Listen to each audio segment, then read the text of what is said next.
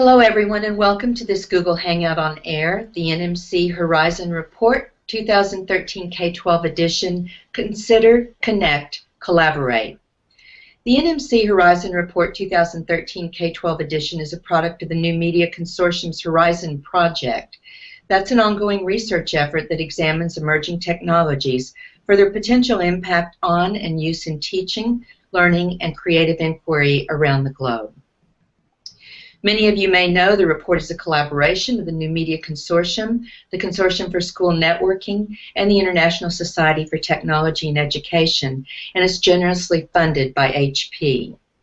So Mike, let's get right to it and start with you. One of the technologies identified in the Horizon Report as being on the midterm adoption, that's 2 to 3 years, is learning analytics. Mm-hmm. I understand that you've been heading up your district's I3 implementation project, and then it relies pretty heavily on learning analytics. So will you share with us some of the things you're doing in Forsyth County? Sure. Thanks, Vicki. In Forsyth County Schools, we are located about 45 minutes north of Atlanta, and in our district we have just over 40,000 students. And our travels down the road of learner analytics really began about 5 years ago when we began analyzing multiple data points throughout our district. We started tracking points such as behavior, attendance and tardies, current class averages, standardized test scores, and built them into what we called class profiles, which was an aggregate at-risk indicator platform. And this gave us the opportunity to begin identifying students that were at risk of dropping out. We had 14 different indicators that we used and tracked at that point. What we discovered was we started identifying the fact that there were many students that were basically falling through the cracks that weren't typically monitored through the traditional subgroups that we would monitor. And when we began looking at those specific at-risk indicators and identifying the students, we realized that there was a specific need to begin tracking more intense data of the students along the way. So advanced 2 years further, and Forsyth County Schools found ourselves as a recipient of one of the U.S. Department of Ed's Investing in Innovation grants. This I3 grant allowed us to take a look at our system and identify ways that we could develop out a single system that would not only allow our teachers to personalize the educational experiences, but to begin aggregating the information of our students, not only to our teachers, but also our district administrators that could help guide the schools in the right direction. And to begin with that platform, the whole premise behind this was getting into a recommendation engine. So the current implementation that we've been rolling out this year is with our partnership It's Learning. They've developed out within their system a recommendation engine that starts off on the premise of every student or every learner, whether that's staff member or teacher, has a different way that they learn. They have specific learner styles, whether they're a visual learner, an auditory learner, the kinesthetic learner. And we wanted to make sure that once we've identified the specific needs of the learners, whether that's gaps in the standards that they need to learn or even professional development down the road, that we were able to use that information and recommend content to them based on their learner styles. So the recommendation engine that we've been dealing with starts to begin looking at the individual learners and how they learn best. If there's a student that is struggling on a set of standards or an individual standard, then the system would actually recommend content to them based on their learner style. And their learner styles are defined by learner style inventory that the students can take along the way. And this is just at the beginning stages of where we want to be. We can really start to look at recommending content in addition to where the student is with their learner preference, but the student as a whole. Are they an ESOL student that struggles with standard X but has an interest in sports, to be able to recommend content if it's tagged the right way, to really hit the need and personalize the educational experiences for that student.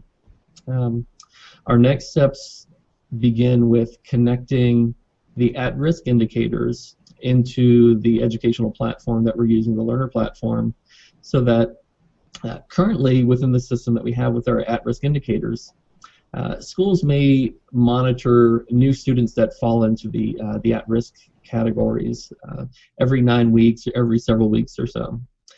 So it's not really being proactive, it's being retroactive. And our ultimate goal is to tie the locally developed at-risk indicators that we use and we track in with our learner platform, so that within the learning platform, mentors are assigned to specific groups of students. And by allowing our locally tracked information to populate the mentor groups in real time, then 2 or 3 times a day, a mentor may actually have new students that are triggered that have reached the threshold of 4 or more behavior incidences, so that we can monitor those students on a real-time basis and start to have those early interventions that we really need to seek out. And that's the 1 to 2 year plan of where we are going to be down the road. Currently, right now, the 2 pieces aren't connected, and we're working with our development partner right now to connect the pieces so that we can get to that point. Because when you're able to look holistically at a student, other than just the academics, it really opens up a whole new light for where the students can get to down the road. Because as I mentioned earlier, we did identify the fact that there were students that we did. That if we were monitoring them along the way, that we would be able to be a little more proactive and catch them early on to help them before they reach that dropout threshold too. Okay, great. I appreciate that. I know Forsyth has really been a leader in this area. You're doing some impressive work there, Mike. As you look not only in Forsyth, but at some of other districts and how they're moving in this area, what's your vision of really how this is going to help educators move away from that kind of one-size-fits-all delivery system to better personalizing learning? Mm-hmm. I think as a system, as a whole, when we think about learners, we traditionally think about the students, and systemically, we're going to be looking at this from a professional development standpoint also. So just as we have set standards that students need to learn, and we've got the digital content that we can recommend to the students to help them learn and progress along the way, I can also see districts incorporating their own professional development into this. Teachers have specific standards, administrators have specific standards also that they're held to, whether that's working on classroom management or time management, but being able to utilize the recommendation engine to recommend content based on the teachers also. So that's one area. And I think the other area, one of the larger things that we're really looking at is just changing the instructional practices in the classroom. It's one thing to have the data and the tools to analyze specific needs, but to act upon it and to transform what the students are dealing with is going to be the most transformational aspect that we'll be encountering. That's really the goal, isn't it? As you are out in classrooms and working with teachers, can you share a scenario or story with our viewers of where you've really seen an example of real-time practice changed on the spot based on access to data? Holistically, within our district, we use data teams to analyze and define specific data points, and holistically as a school, but also down to individual teacher and student level. So our teachers are using that on a regular basis to begin tracking and changing the way they're dealing with the students. My wife is actually a literacy teacher, so one of the things that she does on a regular basis is actually identify down to a weekly level of specific needs of her students, and then it gives her the power to differentiate within her classroom within small groups. So having the information at your fingertips is one thing, but being able to adapt and differentiate on a real-time basis is going to be where the most powerful aspects are. Great. Are there any, for people that are just getting into this, are there any limitations or costs that they need to think about in trying to implement a more robust learning analytics program or implementation? I think the real limitations come from what a school or district defines as valuable when it comes to the use of data. Within a system, if you're going to look at the learner analytics, number one, you're going to have some type of a capturing tool to begin to define the data points within the learner analytics aspect of the students. So whether that's going to be something that's going to be a third-party subscription that a district subscribes to, or something that's developed in-house, a lot of benefits come from having that aspect. Internally within our district, we actually have programmers that are able to build out and develop out the systems. The class profiles tool that I mentioned that monitors the at-risk indicators. But beyond that, it goes beyond just having someone or an application to be able to track and monitor the information. It really comes down to what you're going to do with it the next steps.